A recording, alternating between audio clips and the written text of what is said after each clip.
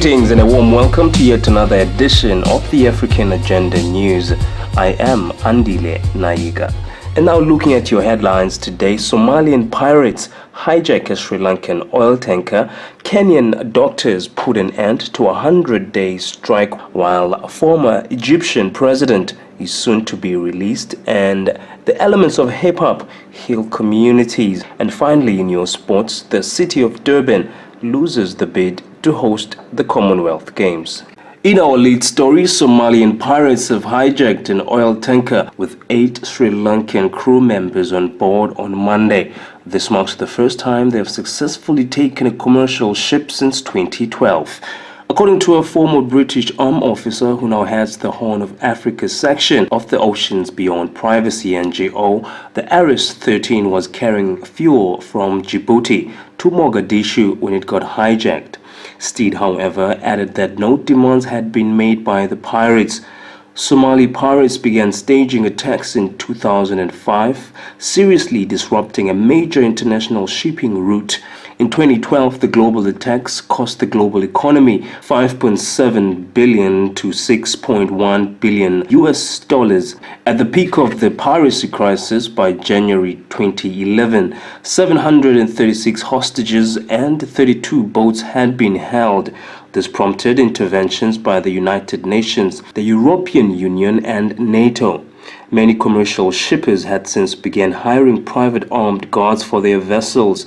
With the seas empty of fish because of toxic waste dumping and illegal fishing by foreign trawlers, many Somalis say they have no choice but to turn to piracy to survive. And moving on, Kenyan doctors have put an end to a 100-day strike after union officials who represent thousands of medical workers in the country and government officials reached an agreement in the capital of Nairobi this week.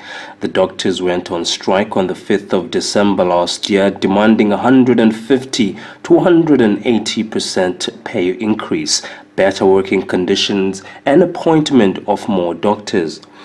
The agreement also grants doctors increased allowances, outlines a promotion plan, and protects doctors who went on strike from retribution.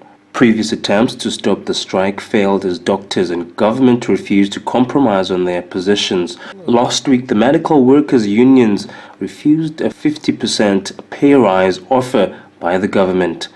The strike is said to have affected about 2,500 public health institutions, while a number of patients have reportedly died from a lack of medical care during this period. The head of the Union for Medical Workers, Dr. Omar Oluga, says despite the union's consensus with the Kenyan government, the industrial dispute in the medical sector is not yet over. A separate agreement called the Collective Bargaining Agreement is yet to be discussed. And moving up north, former Egyptian President Hosni Mubarak will be free soon following prosecutor Ibrahim Saleh's order of his release. Mubarak was acquitted on the 2nd of March on charges of killing protesters during the 2011 Arab Spring uprising. The highest court for criminal litigation in Egypt, the Court of Cassation, upheld an earlier verdict, making the acquittal final. In May 2015, a criminal court ruled to imprison Mubarak for 3 years following his conviction of embezzling funds set aside for the maintenance of presidential palaces. 88-year-old Mubarak was first detained in April 2011, but due to a heart condition and stomach cancer, he has spent his sentence in hospitals. He is currently at a Nile-side military hospital in the suburb of Madi, just north of Cairo. Saleh has told media that Mubarak's release comes on the basis of time already served. It was not immediately clear when Mubarak would actually leave and go home in the eastern suburb of Heliopolis. And in other news, the Heal the Hood project is creating a sustainable network of youth artists around South Africa and abroad, through which jobs and new skills are created using the elements of hip-hop. Art products and art-related information is creatively distributed to the youth. Founder of Heal the Hood, Emil YX Johnson, a member of one of South Africa's pioneering hip-hop crews, Black Noise, and indeed from Cape Town to the rest of the world, he and Heal the Hood have been making a lot of noise. We're at a point now where we actually got some international funding from Sweden for the project, just the basic running cost. So we were able to actually employ a few more people, and they are going out into schools on a regular basis. Every day there are 2 schools that we go to, and essentially there are 4 disciplines, which is art, emceeing or poetry, and then dance, and then knowledge of self. So interwoven into that program, we're trying to create syllabi by the end of this year that we can then share with other communities to actually, continue the work in different parts of the country. We were lucky to go to Lepalale in Limpopo a short while ago, and saw the power of the project's ability to actually be implemented nationally. So we want to, by the end of this year, try and at least get someone in each province to maybe kick off something there, because I feel like there's a lot of conversation about decolonization, but we aren't necessarily, from cradle to grave having conversations about, our real heritage and our story. We need to basically Afro-gate Africans in order for real change to come about. And to a great extent, my feeling is that this won't manifest within the context of government unless the people actually agitate for that much more than what we are at the moment. And so we're spending a lot of time, looking at history, all of our history as South Africans, and trying to find as many alternative role models from the one hegemonic voice that is being marketed throughout South Africa. And people are finding it quite interesting. We have a project running online at the moment. Today is the sort of halfway mark for the so-called Colored Appreciation Month.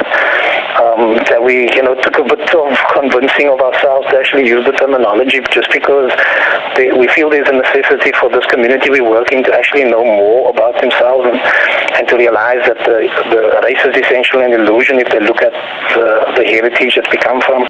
Despite the lack of financial support into the program, Emil remains positive, noting and encouraging a great sense of self-sustainability. We aren't funded by anyone else, so we're aware that we need to become self-sustainable. So that's another mission that we're actually pushing quite heavily at the moment, to try and find ways that we can, whatever the things that we are creating, that there's a way that this can generate income for the project to keep going, irrespective of funding.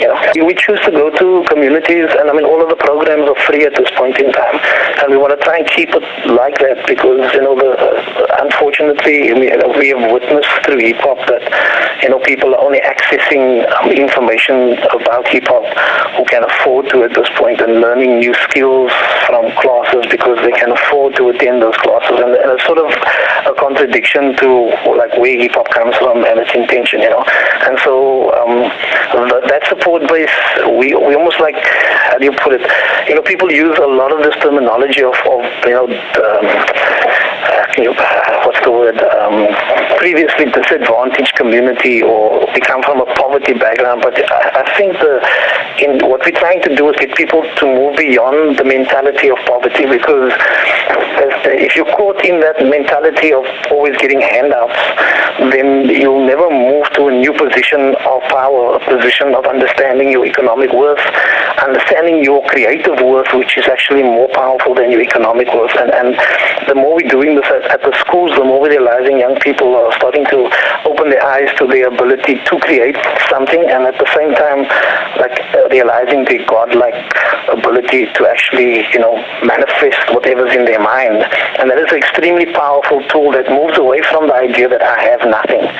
Because if you have a mentality of thinking and a mentality of creation, you can put those things together and actually manifest ideas from what was considered nothing. In the same way that Hildewood was manifested out of just concepts and ideas and trial and error, And I think that is one of the first steps to like really changing the idea of like I can not only use my creative ability, but it has value, and that we need to take the money we do have and make it circle or circulate within our communities much longer than it is at present. And if I'm spending money on somebody or something, is it benefiting my community as much as it possibly can? So this is you're working on a variety of levels, trying to change the mentality of young people, and as they get older, hopefully that will become a bit more of a reality within their communities and with their children, so that the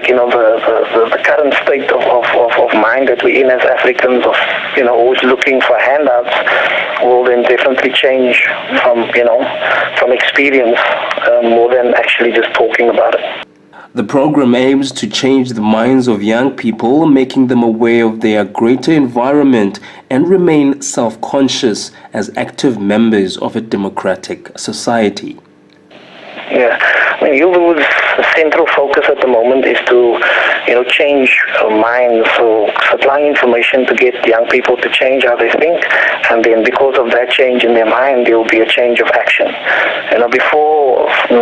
Years before, we were just teaching skills, hip-hop skills, and we realized very soon that the skills are annexed by capitalism, and so all these young people are running to go and try and use their skill to make money for someone else, and not necessarily the community that we were working in initially, which is all cool that they were able to survive, but it didn't change the mentality of the young person. So our focus is to try and, at the same time as what we're teaching, say, b-boying, you're teaching a sense of where this originally is from, where this feeling is from, where this idea is from, and at the same time, like, how's it connected to who we are, and what makes us proud of who we are. So that if you go as an MC into a battle or go into an international context, you will bring who you really are from South Africa and not try to copy what they have there. So the focus in Youthwood at the moment is changing minds to which we see as the only way to change action, and that the central focus is also that we are the change that we've been waiting for. We are the ones that can manifest this change. We don't have to be sitting back and waiting for this, someone to come and help us, And so those are the central concepts that are then interwoven into the different art genres, or that are at the moment being implemented at the school. Youthwood seeks to inspire young people to realize their greatness through positive examples set by African liberation icons such as the late Nelson Mandela and Desmond Tutu. We are the change that we have been waiting for. Don't sit around and wait for someone to come. Out there, if in South Africa in one street we have two Nobel Peace Prize winners, which is Mandela and Tutu, right in Vilakazi Street, it goes without saying that in the thousands of other streets throughout this country, there's a huge amount of greatness that, when people making these people seem as if they are gods or angels is actually deterring the next generation of young people to see that they are those people. They are, within them is that power to bring about change in our country. And it's divisive to make the young people feel like they can never attain this. It's divisive to make young people feel that they're this lost generation. It is because young people is the ones who brought about the change in our country. They're the ones who are willing to sacrifice their lives all throughout the country. The nameless masses of young people who died for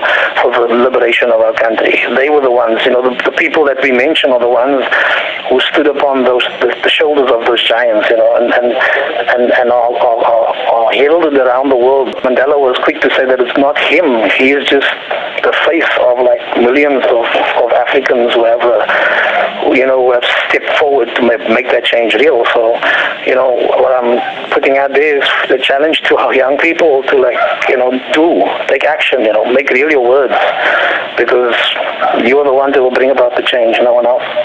And finally, in your sports, Durban has lost the right to host the 2022 Commonwealth Games.